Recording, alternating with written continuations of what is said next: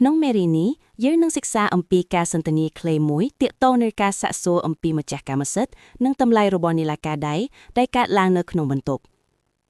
这块手表是你的吗តើនីឡាការដៃមួយនេះជារបស់អ្នកមែនទេពាក្យ这块មានន័យថាមួយនេះដែល块គឺជាពាក្យបញ្ជាក់បរិមាណសម្រាប់នីឡាការ手表មានន័យថានីឡាការដៃ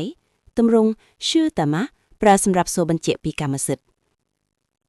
不是我的是我爸爸的មិនមែនជារបស់ខ្ញុំទេគឺជារបស់ឪពុកខ្ញុំ不是មានន័យថាមិនមែនការដាក់的នៅពីក្រោយពាក្យបញ្ជាក់មនុស្សខ្ញុំឬឪពុកគឺដើម្បីបង្ហាញពីកម្មសិទ្ធិលើរបស់អ្វីមួយ多少钱买的តើទិញក្នុងតម្លៃប៉ុណ្ណា多少钱គឺជាពាក្យសំណួរសម្រាប់សួរតម្លៃម៉ៃមានន័យថាទិញការប្រើ的នៅចុងល្បះនេះគឺដើម្បីសង្កត់ធ្ងន់លើសកម្មភាពដែលបានកើតឡើងរួចហើយ3000多块ជាង 3,000 យួន3000មានន័យថា3000ដួប្រើនៅទីនេះមានន័យថាជាងឬលើសពី